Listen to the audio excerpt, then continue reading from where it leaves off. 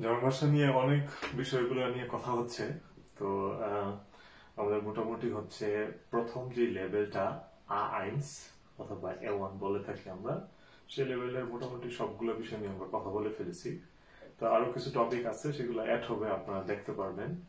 একটা ইম্পর্টেন্ট জিনিস হচ্ছে যে জার্মান ভাষায় আপনি যখন এই লেভেলটা কমপ্লিট করতে যাবেন, আপনাকে একটা অফিসিয়ালি একটা ছোটখাটো ইমেইল অথবা চিঠি লিখতে পারতে হবে, ঠিক আছে? তো ওই ইমেইলে অথবা ওই চিঠি লেখায় একটা জিনিস আপনাদেরকে সবসময় মেনটেন করতে হবে, কিছু স্ট্রাকচার আছে সেই জিনিসগুলো। তো স্ট্রাকচারের প্রথমেই কি আছে, দুইটা জিনিস দুইটা ভাগে ভাগ হবে প্রথমে, ঠিক আছে? আমি যদি জাস্ট এখানে দুইটা জিনিস কিভাবে চিন্তা করি যে, ঠিক আছে, জিনিসটা কি হবে, প্রথমে হচ্ছে আমি যদি এভাবে লিখি ডু, আর এটা যদি হয় জি, তো আপনারা বুঝতে পারতেছেন এখানে কি হবে। ডু এবং জি কি হবে তাহলে, একটাতে হচ্ছে যাকে আমি চিঠি লিখবো অথবা লিখতে যাচ্ছি তার সাথে আমার তুমি সম্পর্ক, বন্ধুসুলভ। আরেকটা হচ্ছে যার সাথে আমি চিঠি লিখতে চাচ্ছি অথবা চিঠি লিখবো তার সাথে আমার আপনি সম্পর্ক, ঠিক আছে? এটা অফিসের বস হইতে পারে, আঙ্কেল আন্টি হইতে পারে, ঠিক আছে, এরকম অনেক কিছু। এটা হচ্ছে বন্ধু, কাজিন, ফ্রেন্ডস, এই লেভেলে, ঠিক আছে? সো এই দুইটার ক্ষেত্রে প্রথমে গ্রিটিংস কি হবে, গ্রিটিংস কে জার্মান ভাষায় বলা হয় আনরেডে, ঠিক আছে? সরি, আনরেডে বলা হয়। আনরেডে কি হবে, ঠিক আছে? আনরেডে হচ্ছে এই তুমির ক্ষেত্রে যদি ছেলে হয় তখন আমরা লিখবো হচ্ছে, ফর এক্সাম্পল আমরা যদি মাস্কুলিন বসাই ছেলের জন্য, তখন সেটা হয়ে যাবে লি ব্যা, ঠিক আছে? যখন এটা ফেমিনিন হবে আমরা তখন লিখবো লি বে, ঠিক আছে? তারপরে নাম, ওকে? সো এইটা হচ্ছে তুমি অথবা তুই এর ক্ষেত্রে, দুইটা একই সেন্সে আর কি, ঠিক আছে? এখানে কি হবে আপনির ক্ষেত্রে, আপনির ক্ষেত্রে হবে হচ্ছে তখন আপনাকে পুরো ফর্মালি লিখতে হবে, যেরকম যে sehr geehrte, ঠিক আছে, sehr geehrter Herr, তারপরে তার সারনেম অথবা নাখ নামে যাওয়া ভাষায় যেটা বলা হয় মাস্কুলিনের জন্য। ফেমিনিনের জন্য কি হবে, sehr geehrte Frau, তার নাম, ঠিক আছে?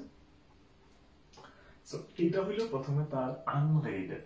যদি আমরা তুমি হই, ছেলে হয় লি ব্যা, ফর এক্সাম্পল রবিনের কথা যদি আমরা বলি লি ব্যা রবিন। মেয়ে যদি হয়, ফর এক্সাম্পল আমরা যদি লিজাকে চিঠি লিখি তখন আমরা বলবো লি বে লিজা, ঠিক আছে?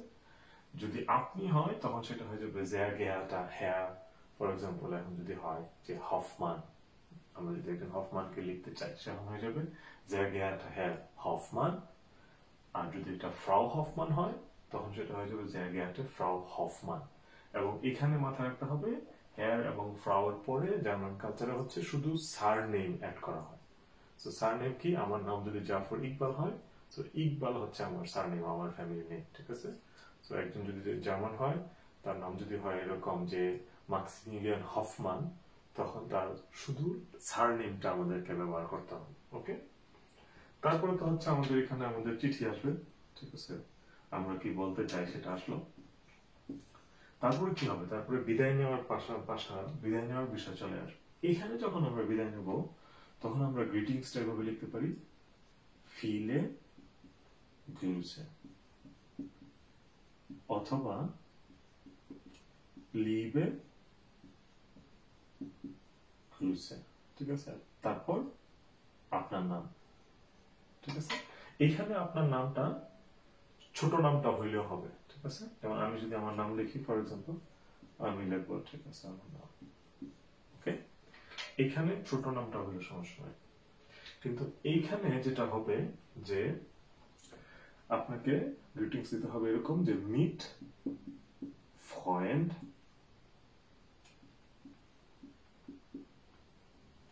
লিশেন গ্রুসেন, তারপরে আমার পুরা নাম হইতে হবে।